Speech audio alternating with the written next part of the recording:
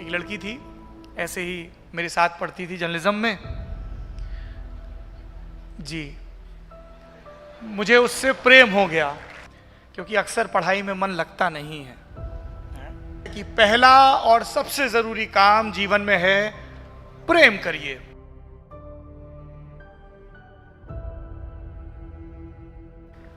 अब हमारी और आपकी बात, और बात ऐसी हो कि मोबाइल निकालने का मन ना करे। अभी अभी तुमने जो रील डाली है इंस्टाग्राम पर, उस पे उसने दिल का गोलू बनाया कि नहीं, उसको चेक करने का मन ना करे।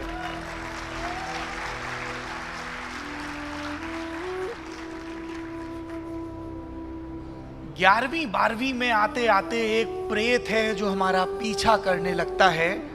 कभी ये पड़ोस के शर्मा अंकल की शक्ल में आता है और पूछता है, बेटा आगे क्या करने का इरादा है? बेटा बता भी नहीं पाता है कि मैं फ्रेंड जोन हो रखा हूं। आप मुझसे मेरे सीजीपीए और मेरे स्कोर्स और मैं कौन कौन से एंट्रेंस एग्जाम के दाखिले के लिए तैयारी कर रहा हूं, ऐसे शुष्क और नीरस विषयों पर संवाद करना चाहते हैं, और वो भी पेरेंट्स के सामने। ये प्रेत पर सिर्फ पड़ोस के अंकल की शक्ल में नहीं आता है। कई बार जब हम अकेले में होते हैं, शीशा निहार रहे होते हैं या अपने इर्द गिर्द के लोगों को देख रहे होते हैं, और हमारे अरमान रील में दिख रही उस सुनहरी दुनिया की कारपेट पर सवार होकर इधर उधर भटक रहे होते हैं, उसका परफ्यूम अच्छा, उसकी कार अच्छी, उसकी ड्रेस अच्छी, तब लगता है कि बेटा प्यारे अच्छा तो है पर खुद कैसे कर पाओगे, हमारा हासिल क्या है? और तब संशय और घेर लेते हैं, कुछ कर पाऊंगा मैं जिंदगी में, कुछ बन पाऊंगा, या पापा का परा या परी ही बन के रह जाऊंगा। ये संशय बड़े जरूरी हैं। पार्थ को भी हुए और तब उन्हें कृष्ण मिले, पर कृष्ण सिर्फ इसलिए नहीं मिले कि उन्हें संशय हुए, उन्हें इसलिए भी मिले क्योंकि उनके भीतर किसी गुरु को, किसी बड़े को, किसी विद्वान को, किसी तजुर्बेकार को सुनने का धैर्य, समझने की संकल्प शक्ति और नियत थी। हमारे यहां उपनिषदों की परंपरा है, आस्क एंड लिसन, पूछो और फिर धैर्य पूर्वक सुनो, ये सामने वाला जो कह रहा है असल में उसके मायने क्या है। पर 16-17 की उम्र में इतनी सूखी बातें कहां ही समझ में आती हैं। बातों से ज्यादा शाम की सोया चाप में सुख मिलता है। पर मैं ये मान के चल रहा हूं कि आप संशय के उस पहले पड़ाव के पार आ चुके हैं। आपने लगभग ये तय कर लिया है कि जिंदगी में आगे करना क्या है, और ये नहीं भी किया हो तो ये तो तय कर ही लिया है कि अगले 3 बरस आपको इस विशाल प्रांगण में गुजारने हैं। आप क्या करेंगे ये आपको तय करना है। मैं चूंकि इस पड़ाव से गुजरा हूं तो कुछ सलाहें आपको दे सकता हूं, कुछ सुझाव भी। पहली बात मुझे कहनी चाहिए कि पढ़ाई करिए, खूब पढ़ाई करिए, पर मैं उसको आखिरी के लिए बचा के रखता हूं क्योंकि अक्सर पढ़ाई में मन लगता नहीं है। पढ़ाई से ज्यादा जरूरी कई काम होते हैं। तो मेरा अपने नौजवान दोस्तों को यह कहना है कि पहला और सबसे जरूरी काम जीवन में है प्रेम करिए। यह इतनी कमाल की चीज है कि अलग अलग भाषाओं में इसको बोलते ही किसी के चेहरे की मुस्कान बढ़ जाती है अगर वो पीछे की बेंच में है, किसी की घट जाती है अगर वो आगे की बेंच में है। कैसी बातें कर रहे हैं भाई साहब, है कि हवा का रंग बदल रहा है तो आप प्रेम में हैं। यदि आपका गुरु आपको कोई नई चीज सिखाता है, कोई बुजुर्ग आपको एक अनुभव बताता है और आप कृतज्ञता महसूस करते हैं तो आप प्रेम में हैं। यदि आपको पढ़ने में मजा आता है, और वो कुछ भी हो सकता है, एक रोज आप मार्केस का हाथ पकड़कर साउथ अमेरिका के लिटरेचर में दाखिल होते हैं, दूसरे रोज आप जेके रोलिंग को पकड़कर एक यूनिवर्सिटी में स्टूडेंट बन जाते हैं जिसे हॉगवर्ट्स का मैजिक स्कूल कहते हैं, तीसरे दिन आप किसी स्वप्न वासव दत्ता को पढ़कर ये सीखते हैं कि आज से 2600 बरस पहले संस्कृत में हमारे महामना कैसे नाटक रच रहे थे, चौथे रोज आपकी सुबह की शुरुआत होती है प्रहलाद टिपाणिया के कबीर गायन से, और आप चकित हो जाते हैं कि करघा चलाते हुए कोई कैसे इतनी आसानी से जिंदगी के घट के बारे में बता रहा है। अगर आपके अंदर विस्मय का बखान जिंदगी अलग अलग ढंग से करती है, कभी किसी खुशबू की शक्ल में, कभी किसी टटके हुए शब्द की शक्ल में, कभी सीख में, कभी स्पर्श में, तो आप प्रेम में हैं। मुबारक हो आप जीवित हैं, और मुबारक हो कि आप बीत नहीं रहे हैं, बढ़ रहे हैं। तो सिलेबस खूब पढ़ा जाएगा, इंस्टा, यूट्यूब, ट्विटर पर अपने से जुड़े लोगों की संख्या खूब गिनी जाएगी, उसका वक्त भी आएगा। पर सबसे पहले जरूरी है कि इस गुत्थी को सुलझा लिया जाए जिसे प्रेम कहते हैं।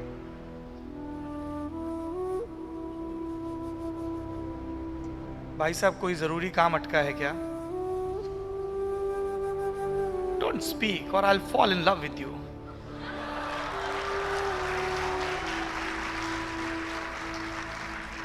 अब ये है क्या प्रेम? बड़ा जटिल है। कह तो दिया जीव उठा के, प्रेम गली अति सांकरी, जामे दो न समाए। प्रेम करने के लिए बड़ी काबिलियत हासिल करनी पड़ती है। मैं चाहता हूं कि विश्वविद्यालयों में भी वो पढ़ाई जाए, जीवन तो पढ़ाता ही है। प्रेम करने के लिए सबसे जरूरी है अहंकार से मुक्त होना, मैं का विसर्जन करना। यदि आप क्लास के वो स्टूडेंट हैं जो अपने टीचर से कोई सवाल इसलिए पूछते हैं कि वो जवाब ना दे पाए और उसकी हंसी हो जाए, तो आप मोहब्बत में नहीं, मूर्खता की गिरफ्त में हैं। यदि आप किसी से प्रश्न इसलिए पूछते हैं कि उसे अपनी बात मनवा सकें, तो ये प्रेम नहीं है। प्रेम जो ज्ञान के प्रति होना चाहिए, ज्ञान जो कौतुक से पैदा होता है। छोटा सा था, मां से पूछा कि तुम तो कह रही हो कि लालटेन आखिरी पहर में मध्यम कर देंगे, पर ये वाली लालटेन डिम क्यों नहीं हो रही है? मां ने कहा, इसमें ईश्वर ईंधन दे रहा है, इसे चांद कहते हैं। ये कौतुक है। उसने कहानियां सुनाई, उसने दृश्य दिखाए। मां जो हमारी पहली मोहब्बत है, हमारा पहला प्रेम है, वो हमें दुनिया में दीक्षित होने के कितने बीज मंत्र देती है।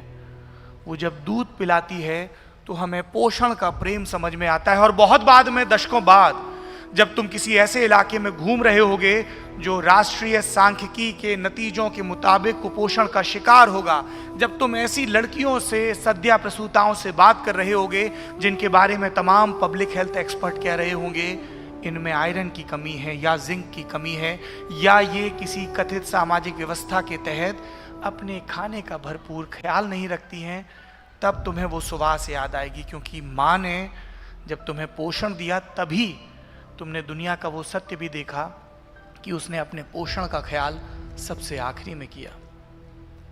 जब वो तुम्हारे कानों में स्वर गूंथती है, तुम्हें अपने आलाप समझ में आते हैं, और बाद में पलट के देखते हो तो लगता है मैं तो आ, ला, गा ऐसे कुछ बड़े अस्फुट से शब्द बोलता था, ये कैसे समझ जाती थी कि अभी मुझे दर्द हो रहा है, अभी मुझे नींद आने वाली है और अभी मुझे दूध पीने की ज़रूरत है। क्योंकि माँ ने तुम्हारी लिपियाँ गढ़ी थी और तुम्हारी ध्वनि से सबसे ज़्यादा प्रेम किया था। जब तुम पत्रकार बन जाओगे, अलग अलग इलाकों में जाओगे, तो तुम्हें यह सलाहियत याद रखनी पड़ेगी कि तुम्हारी अपनी कोई भी भाषा हो सकती है, तुम्हारे ज्ञान का कोई भी आडंबर, कोई भी गुरुता हो सकती है। हो सकता है कि दुनिया को सीखने जानने के तुम्हारे नज़ारे, तुम्हारे नज़रिए बहुत अलग हो, बहुत संश्लिष्ट हो, पर जब तुम जिससे बात कर रहे हो तब तुम्हें उसकी भाषा में बात करनी है। जब वैज्ञानिक से बात कर रहे हो तब अलग, जब किसी किशोर वय की लड़की से बात कर रहे हो तब अलग, जब जो तुम्हें सर्व कर रहे हैं, तुम्हारी जिंदगी को आसान कर रहे हैं, जैसे ग्रे कलर के सफारी सूट में ये दो भाई, तब अलग। और जो सत्ता और शक्ति के क्रम में जितना नीचे है, उसके साथ तुम्हारा बर्ताव उतना ही विनम्रता से भरा होना चाहिए। You should be full of gratitude when somebody opens a door for you. You should be full of gratitude when somebody comes to you and asks, sir क्या लेंगे?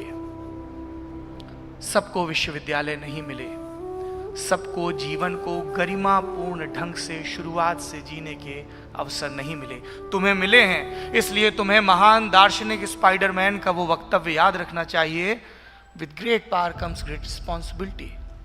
तुम पढ़े लिखे हो, तुम शक्ति संपन्न हो, इसलिए तुम्हें प्रेम का वो नियम याद रखना चाहिए जो सबसे पहले और सबसे आखिरी तक तुम्हें किसी भी किस्म के अहंकार से मुक्त रखता है। ये तुम्हें विनम्र बनाता है, ये तुम्हें भावुक बनाता है, ये तुम्हें गलतियां करने के लिए उकसाता है। Nothing wrong in it. अगर तुम्हें लग रहा है कि तुमने गलत कोर्स का चुनाव कर लिया, तुम इसे ठीक कर सकते हो। अगर तुम्हें लग रहा है कि तुम्हें किसी और भाषा में प्रवीणता की जरूरत है, तुम इस पर मेहनत कर सकते हो। कुछ करोगे, कुछ गलत होगा, कुछ सही होगा। गलत पर अटके रहे या सही पर दम्भ से जूझने लगे, समस्या तब है क्योंकि आपको बीतना नहीं, बढ़ना है। पर बढ़ने के लिए अहंकार मुक्ति से अतिरिक्त और क्या चाहिए? प्रश्नाकुलता चाहिए, सवाल पूछने का साहस, जवाब से कभी सहमत तो कभी असहमत होने का विवेक। और ये सवाल हमने शुरुआत से पूछे हैं। छोटे बच्चे पर फिर लौटूंगा, कैसे हम उसको सिखाते हैं दुनियादारी, ये क्या है, वो पूछता है, गोलमोल जवाब मिलते हैं। डराया जाता है, भय की भाषा सिखाते हैं हम अपने बच्चों को, अंधेरे में मत जाओ, जूजू बाबा आ जाएगा। मैं नहीं कह रहा हूं कि आप एक 2, 2.5 साल, 3 साल के बच्चे को यह सिखाएं कि अंधेरा प्रकाश की कमी की वजह से होता है, प्रकाश किस एनर्जी फॉर्म में होता है, फोटोन क्या होता है। इट विल टेक टाइम, पर कम से कम उसकी प्रश्नाकुलता को सही दिशा में तो मोड़ें, उसको उसके भयों से मुक्त रखें। इसीलिए फिर मैं बुजुर्गों के बीच लौटूंगा। असतो मां सदगमय तमसो मां ज्योतिर्गमय। और सबसे आखिरी में कवि कहता है संस्कृत में कि मृत्यु से मोक्ष की तरफ जाना है। क्या है ये मोक्ष? भय से मुक्ति है। जो रात दिन तुम आशंकाओं में घिरे हो, ब्रो अपना क्या होगा, प्लेसमेंट होगा क्या, इंटर्नशिप मिलेगी क्या? मोक्ष मृत्यु के भय से मुक्ति है। मृत्यु जो शाश्वत नहीं है, लेकिन उसके पहले जीवन है जिसकी गजब की धूम है, और वो जीवन लगातार समृद्ध होगा यत्नी तुम्हारे अंदर प्रश्नाकुलता होगी, पूछना और सुनना, पूछना और सीखना। और इसमें एक बड़ी बाधा है। अभी मैंने कहा अंधविश्वासों से मुक्ति, भय से मुक्ति, पर एक भय है जो लगभग तुम सबके हाथ में है, जिसे मोबाइल फोन कहते हैं। कैसी उलट बात कर रहा है, जिस लल्लन टॉप को मोबाइल फोन पर देखा वो उसी की मुखालफत कर रहा है। मुखालफत फोन की नहीं है, भय आग का नहीं है, भय आग को बरतने वाले हाथों का है। इस फोन पर तुम रात दिन 10 सेकंड की जिंदगी जी रहे हो, या उससे बड़ा कोई नैरेटिव गढ़ने की कोशिश कर रहे हो। तुम्हारे सिरहाने सिर्फ फोन या चार्जर है, या कुछ किताबें, एक डायरी और एक पेंसिल भी है? तुम्हारी एक ऐसी प्लेलिस्ट है क्या जो ये गवाही दे कि तुमने गाने को भरपूर सुना, और जब सुना तब किसी व्यवधान में इतनी जरूरत नहीं हुई कि तुम्हें डिस्टर्ब कर सके? तुम पूरी तरह ऐन उस पल स्वरों के उस आरोह अवरोह में, उस ध्वनि में, उसके शब्दों में, उसके भाव में पैबस थे। क्या तुम्हारे पास एकाग्रता है? महत्वाकांक्षा तो है। रात दिन बाजार तुम्हारी तरफ नए नवेले लक्ष्य फेंक रहा है। तुम्हें सुंदर देखना है। कितना दबाव है सुंदर दिखने का, और सुंदरता की परिभाषाएं कितनी कुरूप हैं। तुम्हारे पिगमेंटेशन के बेस पर, तुम्हारे कलर कॉम्प्लेक्शन के बेस पर तुम्हें सौंदर्य शास्त्र पढ़ा दिया गया है। तुम्हें रात दिन फेयर एंड हैंडसम और फेयर एंड लवली क्रीमें बेची जा रही हैं। तुम्हें यह बता दिया गया है कि तुम्हारी त्वचा के रंग से तुम्हारा कद इस दुनिया में तय होगा। जब तुम्हें पढ़ाया जाना था कि जूते पहनो, खास तौर पर लड़कियां, स्पोर्ट शूज पहनो, दौड़ लगाओ, तुम बहुत सुंदर दिखोगी, जब तुम स्टेडियम के 7 चक्कर लगाकर पसीने से लथपथ होगी, तब तुम्हें सिखाया गया अपनी चाल ठीक रखो। चाल बिगड़ी थी जमाने की, उसके घूरने की, उसके तुम्हें जज करने की, पर तुमसे तुम्हारी चाल नियंत्रित करने को कहा गया। तुमसे कहा गया खिलखिलाकर मत हंसो, तुमसे कहा गया सवाल मत पूछो, तुमसे कहा गया जो शक्ति में तुमसे ऊपर है उनके प्रति सिर्फ श्रद्धा रखो, जूं का त्यों मान लो। और तब तुमने मनुष्यता का वो बुनियादी नियम उनके हाथों गवा दिया जो प्रश्न पूछने से शुरू हुआ था लाखों बरस पहले।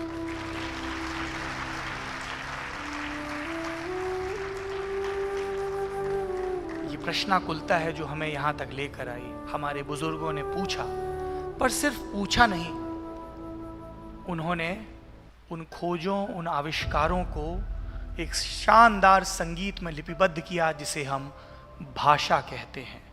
इंसान में और बाकी सब जंतुओं में अगर मुझे एक फर्क चुनना हो तो मैं अपनी सीमित समझ में सिर्फ यही चुन पाता हूं कि हम अपनी आगे आने वाली पीढ़ियों को अपना संचित ज्ञान पास ऑन कर पाए।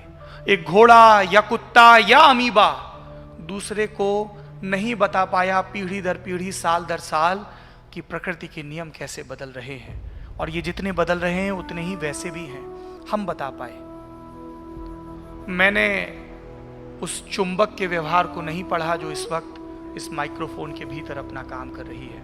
मैंने उन पदार्थों को जिनके संश्लेषण में ताइवान को महारत हासिल है नहीं पढ़ा। मुझे नहीं पता ये फूल कैसे गूंथे जाते हैं, मुझे नहीं पता ये इमारत कैसे बनती है। मेरे समकक्षों को पता है, मेरे पूर्वजों को पता है, और मैं उसका लाभ ले रहा हूं। तो प्रेम में होने के लिए अहंकार मुक्त होने, प्रश्नाकुल होने के साथ साथ बहुत जरूरी है कि आपके अंदर ग्रेटिट्यूड हो, कृतज्ञता हो। ये कृतज्ञता होगी तो आपको जो मिल रहा है आप उसके प्रति ज्यादा समानुभूति रखेंगे। एक बड़ा सुंदर शब्द है अंग्रेजी में एम्पैथी, और संस्कृत के दर्शन में इससे भी ज्यादा अच्छा शब्द है करुणा, आत्मानुभाव। तुम दिखने में मुझसे अलग हो, ये नेचर का लॉ है और इसी में नेचर की सुंदरता है। तुम दिखने में मुझसे अलग हो इसलिए मैं तुम्हें जज करूं। तुम्हारी हाइट कम है, तुम्हारी भाषा मौजूदा टाइम स्पेस में पार स्ट्रक्चर में नीचे है। मैं अंग्रेजी बोलता हूं, अंग्रेजी में जब स्पेनिश या फ्रेंच के शब्द आते हैं तो उनका ठीक ठीक उच्चारण करता हूं। तुम तो हिंदी भी ठीक से नहीं बोल पाते हो, तुम्हारे भीतर का मालवा या बघेलखंड झांकने लगता है। इस बिना पर, भाषा की बिना पर अगर मैं तुम्हें जज करूं, श्रेष्ठता के भाव में आऊं, तो मैं गलत हूं। मैं तुम्हारी त्वचा के रंग, तुम्हारे चुने हुए जेंडर, तुम्हारे बालों के रंग, तुम्हारी पोशाक के हिसाब से तुम्हें जज करूं तो ये मेरी हीनता है। पत्रकारिता का अगर मुझे एक सबक आज आपको इस उत्सुक मंच से आपको सिखाना हो तो मैं यही कहूंगा, लगातार अपने आप को जज करते रहो कि कहीं तुम किसी के बारे में बिना जाने जजमेंट तो तय नहीं कर रहे हो। कहीं तुम्हारी प्रश्नाकुलताएं, कहीं तुम्हारा ज्ञान, कहीं तुम्हारी एक खास भौगोलिक स्थिति में, एक खास जेंडर में, भाषा, परिवार में, जाति में या धर्म में पैदा होने की वजह से जड़ता तो नहीं आ गई है। कहीं तुमने मान तो नहीं लिया है कि तुम्हें सब मालूम है। ये मनुष्य के तौर पर और पत्रकार के तौर पर तुम्हारे अंत की मुनादी होगी जब तुम्हारे भीतर ये भाव आ जाए कि तुम्हें सब पता है। सब नहीं पता है, सब पता नहीं चलेगा, पर सब पता करने का जतन तो हासिल करते रहेंगे, क्योंकि हम अपने जीवन से प्रेम में हैं, हम दुनिया से प्रेम में हैं। ये कभी माता पिता के प्रति प्रकट होगा, और जब मैं प्रेम कह रहा हूं तो तुमसे ये नहीं कह रहा हूं कि तुम अपने माता पिता की हर बात मान लो। हो सकता है कि तुम्हारे पेरेंट्स संकल्प के नाम पर तुमसे दहेज लेने को कहें, समाज की मर्यादा के नाम पर तुमसे जाति के बंधन मानने को कहें, दुनियादारी समझाकर तुमसे कहें कि ये कोर्स मत पढ़ो, वो कोर्स पढ़ो। लड़कियों के लिए तो टीचिंग और डॉक्टरी ठीक होती है, मैकेनिकल में बीटेक करके क्या करोगी? इतने बड़े संयंत्र में कितनी ही लड़कियां होंगी। जितनी बार तुम्हारे कान से ये नहीं टकराएं, तुम्हें अपनी एड़ियां गड़ा लेनी है, क्योंकि तब अगर तुम उनसे हामी भर देते हो तो ये प्रेम नहीं है। यदि प्रेम तुम्हें जरूरी किस्म का बागी नहीं बनाता है तो मुझे उसके होने पर संशय है। अगर प्रेम तुम्हें अपनी वैल्यूज को बेटर करना नहीं सिखाता है, तुम्हें जो जैसे मिला उससे आगे अगर तुम इस सभ्यता को नहीं ले जा रहे हो, तो फिर कुछ गड़बड़ है। माता पिता से प्रेम करो, अकुंठ प्रेम करो, उनकी जिम्मेदारियां निभाने का मौका मिले तो उत्साह के साथ निभाओ, लेकिन माता हो, पिता हो, गुरु हो, मित्र हो, साथी हो, उसकी हर बात को ज्यों का त्यों नहीं मान लो। संशय रखो, गलत को गलत कहने की हिम्मत रखो, और यदि खुद कभी गलत हो जाओ तो सत्य के स्वीकार की सार्वजनिक हिम्मत रखो कि yes, I was wrong, I accept it, I was wrong about you, I was wrong in my perception. ये कहने के लिए सबसे ज्यादा साहस लगता होता है कि आप सही थे, मैं गलत, और ये कहने के लिए सबसे कम साहस लगता है कि आप सही थे, मैं गलत। फर्क सिर्फ दंभ का है। तुमने दंभ से प्रेम किया है तो तुम नहीं कह पाओगे, और नहीं किया है, जीवन से किया है, आगे बढ़ना चाहते हो, गिल्ट से फ्री रहना चाहते हो, तो तुम ये आसानी से कह पाओगे। सेज यूनिवर्सिटी में मुझे बुलाया गया। मेरे पास एक ये विकल्प था कि मैं आपको बताऊं कि बच्चों खूब पढ़ाई करो, भाषाएं सीखो, तकनीकी सीखो, अध्ययन करो, अलग अलग लोगों से संवाद करो, किताबें पढ़ो, लोग पढ़ो, सभ्यताएं पढ़ो, समीक्षा करो। पर मुझे पूरा यकीन है कि जिंदगी की जिस डोंगी पर तुम बैठे हो ये सब तुम सीख जाओगे। मैं सिर्फ इतना चाहता हूं कि तुम प्रेम करो। ये पहला और आखिरी अनिवार्य सत्य है। मेरे माता पिता ने प्रेम किया, मैं पैदा हुआ। उन्होंने मुझसे प्रेम किया तो सुनिश्चित किया कि मुझे अच्छे संस्थानों में शिक्षा मिले। मेरे सहकर्मियों ने मुझसे प्रेम किया और मेरे संकल्प पर, मेरे इरादे पर या मेरी अवधारणा पर यकीन किया। लल्लन टॉप बना। लल्लन टॉप से करोड़ों दर्शकों ने प्रेम किया कि ये अपना सा है, झूठ बोलता नहीं लगता, किसी पॉलिटिकल पार्टी या नेता की ताबेदारी करता नहीं दिखता है, गलती करता है तो कह देता है हाँ यहां गलती हुई। ये प्रेम है जो हमें साहस देता है, ये प्रेम है जो हमें आश्वस्ति देता है। पर प्रेम सिर्फ गुरुओं से और सिलेबस से और माता पिता से और रिश्तेदारों से और सहकर्मियों से करेंगे तो करण जौहर की फिल्मों में जो बताया गया है इश्क वाला लव, वो कब करेंगे भाई साहब? उसके बारे में तो बताया ही नहीं। 20 नंबर का लॉन्ग फॉर्म सवाल तो वही है, आप एक एक नंबर के ऑब्जेक्टिव में उलझे रहे। उस प्रेम को करने के बड़े साधारण से नियम हैं। मेरे सबकी अपनी अपनी दवाई, सबका अपना अपना मर्ज,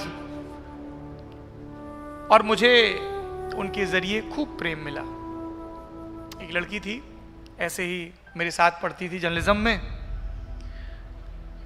जी, मुझे उससे प्रेम हो गया।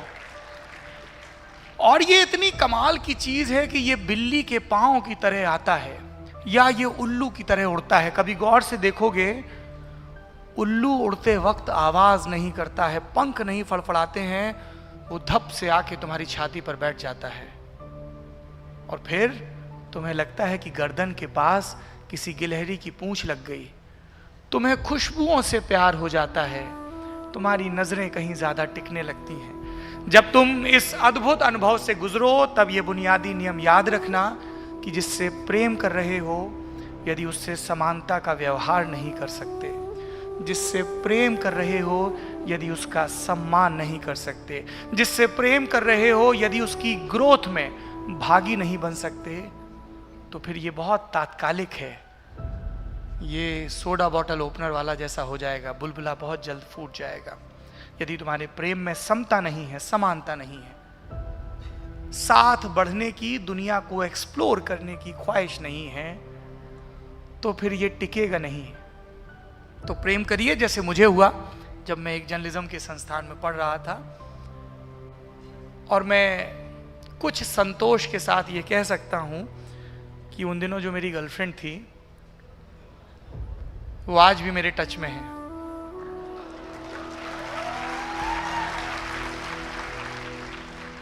वो शी इज वेरी काइंड। इतने बरस बीत गए, उन्होंने अपना नंबर भी मुझसे शेयर किया। इनफैक्ट आज सुबह फोन करके पूछ भी रही थी कि सेज यूनिवर्सिटी जा रहे हो, क्या पोशाक पहन रहे हो। वीडियो कॉल ने जीवन आसान कर दिया है। आपके सारे पुराने प्रेम आपके संपर्क में रहते हैं। कमाल की बात यह है कि ये पूछने के बाद उन्होंने बताया भी कि पिताजी की दवाई आ गई है और वो प्रसन्न हैं।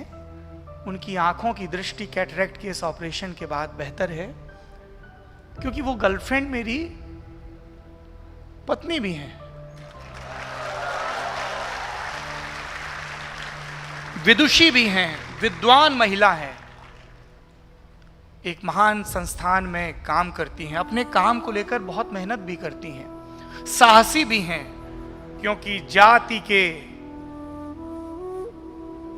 और आर्थिक रसूख के बंधन तोड़कर हमने प्रेम किया। आलोचना भी करती हैं जब किसी मंच पर कुछ ऐसा बोल देता हूं जो ठोस कम लगे, वायवीय ज्यादा। निर्मम आलोचक हैं और उनकी आंखों में आंसू झिलमिलाते हैं जब उन्हें लगता है कि मैं कुछ सफल कर रहा हूं जो सार्थक भी है।